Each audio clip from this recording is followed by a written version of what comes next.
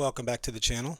I am Enigma Severus, and today we are going to look at the movie Boneyard, starring Mel Gibson, Curtis 50 Cent Jackson, and Brian Van Holt.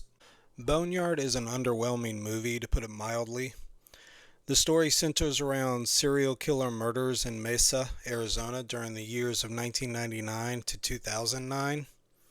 The majority of these murders are prostitutes. However, there are a few scenes in the movie which indicate that this serial killer is targeting more than just prostitutes, which will lead into my dissatisfaction with this film in the first place. In the preview, we listened to a small description of various types of serial killers. Mel Gibson gives a small oration in which he believes the serial killer is a mission-oriented serial killer who is seeking to cleanse the world. As this ideal suspect is discussed, the movie introduces 4 suspects which potentially fit the description. As the preview states, one could be a cop. A second suspect is an average Joe who fits the description perfectly, which was given by Mel Gibson.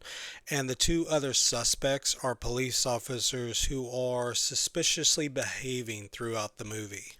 Now, as you get into the movie, you can notice that the production budget must have been low and spent on the actors who were paid to perform in the film.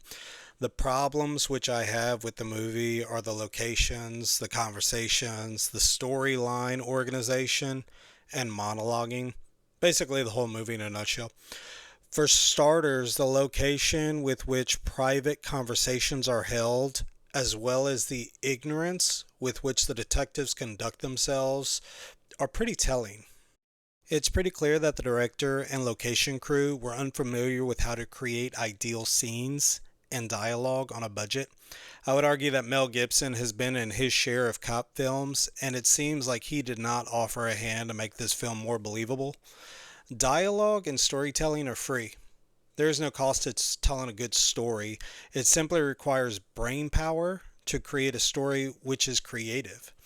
The locations in which the director chose to have characters hold private conversations and discuss sensitive information was basically thrown together, or almost as if they chose a random location and said, hey, this looks good. I can only assume that the location leased to the film did not have any better alternatives. I mean, still, the actors looked very rigid in their acting. There was not any natural flow inside the scenes, nor the scene transitions for that matter. As I said, the conversations were not put in the ideal locations which could match the actual dialogue of the characters. As the preview says, the killer could be a cop. Okay, if that is the case, then why would you tell your supervisor with an open door to anyone passing by that you're suspicious of a cop? The character even says, I don't want my suspicions of this particular person to get around to the precinct. Okay, great. Then why is the door open, and why are you leaving like a massive trail of your actions throughout the movie? And it's just simply not very well thought out as to why the character would want to be circumspect of their actions. If you've ever watched the television show Bosch, Bosch does this much better in thinking before he starts behaving. Whereas we have this character who he's not even thinking. It's like the protagonist detective isn't even taking into consideration what his actions would look like. Even his partner is observing him in a strange fashion, like, what are you doing? Ultimately, the investigating of the suspicious cop isn't really that important because 15 minutes later into the film, the cop that's being suspected is already aware. So I'm not sure why they wanted to introduce that dialogue or even those situations. The movie relies heavily on flashback scenes, and it's up to us as the audience to discern which ones are which.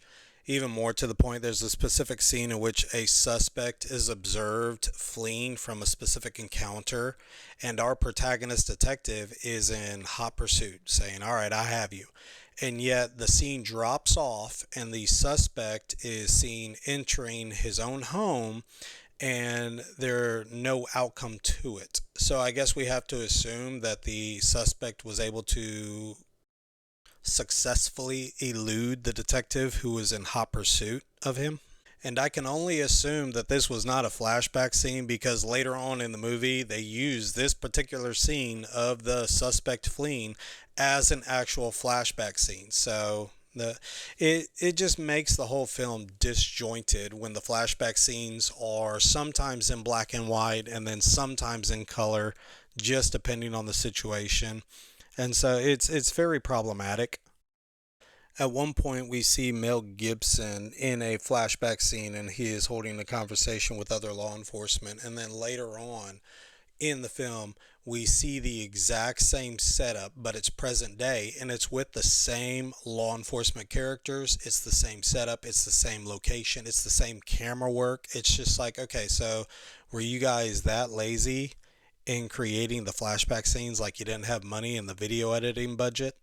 I honestly felt like the video editing crew did not take the time in seeing if there was much flow to the actual finalized movie. It looked like the IT guy had pressed render on an Adobe Premiere editing setup and then clicked finalize, and then whatever came out was the final film.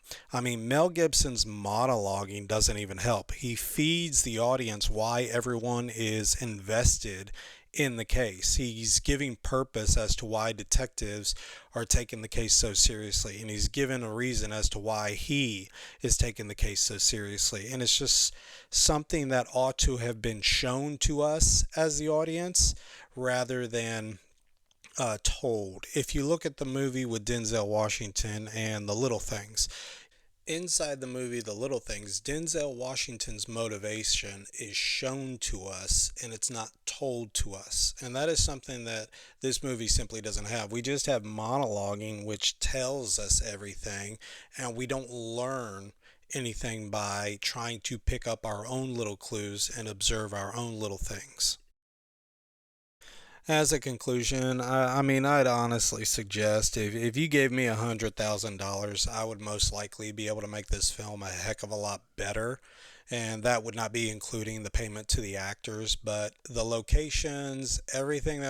There was nothing special about the locations which they were using. I would almost argue that the locations which they were filming in were probably offered for free due to where they chose to film specific things.